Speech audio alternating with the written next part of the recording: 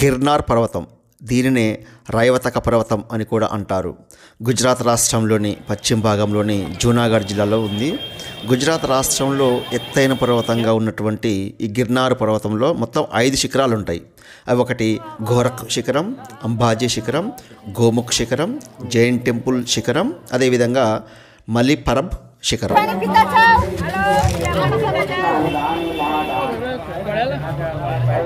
గిర్నార్ పర్వతం మీద ప్రధాన దైవం దత్తాత్రేయ స్వామి, అదేవిధంగా మిగిలిన దేవాలయాలు కూడా చాలా ఉంటాయి. గిర్నార్ పర్వత పరిక్రమ అంటే గిర్నార్ పర్వతం చుట్టూ తిరగడం, మొత్తం 36 కిలోమీటర్ల దూరం మనం కాలినడకన వెళ్ళాల్సి ఉంటుంది. దట్టమైన అడవి, అదేవిధంగా సంవత్సరంలో 4 రోజులు మాత్రమే అనుమతి ఉంటుంది. ఆ తర్వాత వెళ్ళాలన్నా వెళ్ళలేము. ఆ 4 రోజులు ఏంటంటే కార్తీక మాసం యొక్క శుక్లపక్షములోని 11వ రోజు నుండి పౌర్ణమి వరకు నడుస్తుంది. అంటే నవంబర్ నెలలో వస్తుంది. 2023లో 23 నవంబర్ నుంచి 27 నవంబర్ వరకు జరిగింది. అదేవిధంగా 2024లో ఇది నవంబర్ 12న ప్రారంభమై నవంబర్ 15న ముగుస్తుంది. ఇప్పుడు మనం చూస్తున్నదంతా కూడా గిర్నార్ పర్వత పరిక్రమ భాగంలోనే ఈ యొక్క దారి. కొన్ని లక్షలాది మంది భక్తులు ఈ అడవి గుండా నడుచుకుంటూ వెళ్తూ ఉంటారు. గిర్నార్ పరిక్రమలో భాగంగా దారి పొడవునా మనకు రకరకాల ఆశ్రమాలు ఉంటాయి. అన్నదానము, అదేవిధంగా నీటి వసతులు ఏర్పాటు చేస్తారు. తినడానికి కానీ నీటికి కానీ ఎలాంటి సమస్య ఉండదు. కాకపోతే ఓపికగా నడుచుకుంటూ వెళ్ళడమే. ఈ పర్వత పరిక్రమ అనేది ఎప్పుడు ప్రారంభమైందో ఎవరికి తెలియదు. పూర్వకాలంలో మాత్రం సన్యాసులు మాత్రమే ఈ పరిక్రమ చేసేవారు. కాలక్రమేణా సాధారణ ప్రజలు కూడా ప్రారంభించారు. పురాణం ప్రకారం ఈ పర్వతం ద్వారకావాసులకు చాలా ఇష్టమైనదిగా వేలాది మంది ప్రజలు ఈ పర్వతాన్ని అధిరోహించి గిరిమహ అనే పండుగను జరుపుకున్నారని చెప్పబడింది. అదేవిధంగా సౌరాష్ట్ర దక్షిణ భాగంలోని అనర్ధ రాజ్యంలో రైవతక అనే పర్వతం ఉందని మహాభారతం పేర్కొంది. దారి పొడవునా మనకు నాగసాధువులు దర్శనమిస్తూ ఉంటారు. కొన్ని ప్రదేశాలు అయితే నగ్నంగా ఉన్నటువంటి నాగసాధువులు కూడా కనిపిస్తారు. ఈ వయసులో కూడా తన ఆరోగ్యం సరిగా లేకున్నా, శరీరం సహకరించుకున్న ఎన్నో ఇబ్బందులు ఓర్చుకుంటూ స్వామివారి 36 కిలోమీటర్ల పరిక్రమలో పాల్గొన్న ఇలాంటి వృద్ధులు చాలామంది కనిపిస్తారు. పురాతన కాలంలో ఈ పర్వతాన్ని ఉర్జయంత, ప్రభాస్, వస్త్రపదం, పుష్పగిరి మరియు ఇతర పేర్లతో కూడా సూచించేవారు. అశోక చక్రవర్తి కంటే పూర్వం నుండి ఈ పర్వతం గురించి ప్రస్తావన కలదు.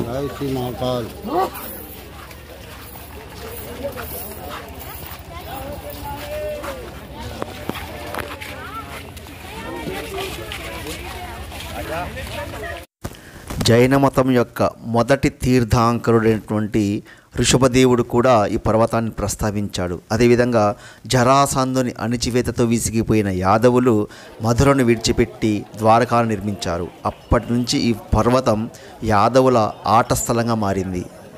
పర్వత పరిక్రమ మార్గంలో మనకు చాలా దేవాలయాలు కూడా దర్శనమిస్తూ ఉంటాయి. శ్రీకృష్ణుని పాలనలో ఇక్కడ మరో సంఘటన జరిగినట్టుగా చెప్తారు. అర్జునుడు తీర్థయాత్రల నిమిత్తం ఇక్కడికి వచ్చాడు.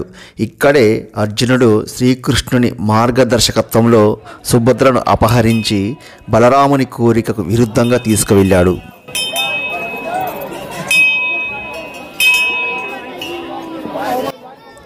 పద్దెనిమిది మతపరమైన ఆజ్ఞలతో కూడిన అశోకుని చారిత్రాత్మకంగా ప్రసిద్ధి చెందిన రాతి శాసనం ఇక్కడ కనుగొనబడింది. రుద్రమదామ అనే పేరుగల రాజు ఇక్కడ సుదర్శన సదస్సును జయించినట్లుగా మరొక శాసనం పేర్కొంది. స్కందగుప్తుని కాలంలో క్రీస్తు శకం 456 సంవత్సరంలో ఈ సరస్సును చదును చేయబడిందని మరో శిలా శాసనం పేర్కొంది. ఈ సరస్సుని చంద్రగుప్త మౌర్యుడు నిర్మించాడని చెప్తారు. మార్గ మధ్యంలో ఇలాంటి కఠినమైనటువంటి మార్గం గుండా కూడా వెళ్ళాల్సి ఉంటుంది. మొత్తం రాళ్ళే ఉంటాయి. చాలా జాగ్రత్తగా వెళ్ళాల్సి ఉంటుంది.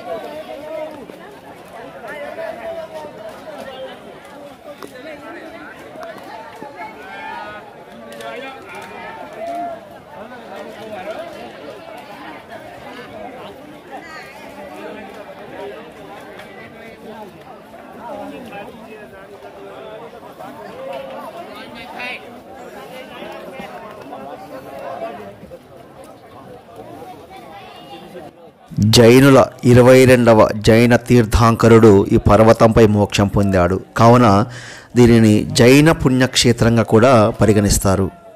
గిర్నార్ పర్వతం అనేది మొత్తం 5 శిఖరాల సమూహం అని చెప్పుకున్నాము. ఈ శిఖరాలపై 866 దేవాలయాలు ఉన్నాయి. గిర్నార్ పర్వతం పైనటువంటి దత్తాత్రేయ స్వామి ఆలయాన్ని చేరుకోవాలంటే ఈ 5 శిఖరాలను దాటుకుంటూ మొత్తము 10,000 మెట్లు ఎక్కాల్సి ఉంటుంది. ఇక్కడ 2 విషయాలు గుర్తుంచుకోవాలి. ఇప్పుడు మనం ప్రస్తుతం చూస్తున్నది గిర్నార్ పర్వత పరిక్రమ, అంటే పర్వతం చుట్టూ తిరగడం. ఇది 36 కిలోమీటర్లు ఉంటుంది. సంవత్సరంలో 4 రోజులు మాత్రమే అనుమతి ఉంటుంది.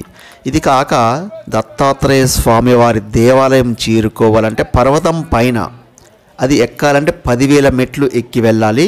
ఈ మార్గంతో దానికి సంబంధం లేదు. మనం దత్తాత్రేయ స్వామి వారి ఆలయం శిఖరంపైకి ఎక్కడానికి సంవత్సరం పొడవునా వెళ్ళొచ్చు. కానీ ప్రస్తుతం మనం చేస్తున్న గిర్నార్ పరిక్రమ ఉంటుంది కదా, ఇది సంవత్సరంలో 4 రోజులు మాత్రమే అనుమతి ఉంటుంది. గిర్నార్ పర్వత శిఖరం పైన ఉన్నటువంటి దత్తాత్రేయ స్వామి ఆలయానికి చేరుకునేటువంటి వీడియో తర్వాత రాబోతున్నది. అందులో మనకు రోప్ వే కూడా ఉంటుంది. 10,000 మెట్లలో సగం దూరం వరకు రోప్ వే కూడా ఉంటుంది. ఆ విషయాలన్నీ కూడా మనం తర్వాత వచ్చే వీడియోలు చెప్పుకుంటాము.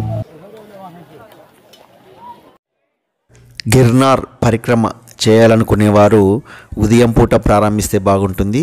చీకటైన సమస్య లేదు. అక్కడ ఆశ్రమాలు ఉంటాయి. దారి పొడవునా కూడా మనం మధ్య మధ్యలో విశ్రాంతి తీసుకుంటూ నిద్రపోవచ్చు. గిర్నార్ వెళ్ళాలనుకునేవారు అక్కడ దగ్గరగా ఉన్నటువంటి పట్టణం జూనాగఢ్ రైల్వే సౌకర్యం కలదు. అక్కడ చేరుకొని ఆ నుండి 7 కిలోమీటర్ల దూరంలో మనకు వివిధ రకాల వాహనాలు కూడా లభిస్తాయి. అక్కడ బస చేయడానికి రకరకాలైనటువంటి ధర్మశాలలు, సత్రాలు ఉంటాయి. అక్కడ ఉండవచ్చు. మామూలు రోజులైతే అక్కడ మనకు వసతి లభిస్తుంది. మరి పరిక్రమ చేసే సమయంలో అయితే లక్షలాది మంది భక్తులు వస్తారు. కాబట్టి దగ్గరగా ఉన్న పట్టణం జూనాగఢ్లోనే మనం అక్కడ వసతి చూసుకుంటే బాగుంటుంది. దత్తాత్రేయ స్వామి ఆలయం గురించి తర్వాత వీడియోలో మళ్ళీ కలుసుకుందాం. జై గురుదత్త, జై దత్తాత్రేయ స్వామీజీ.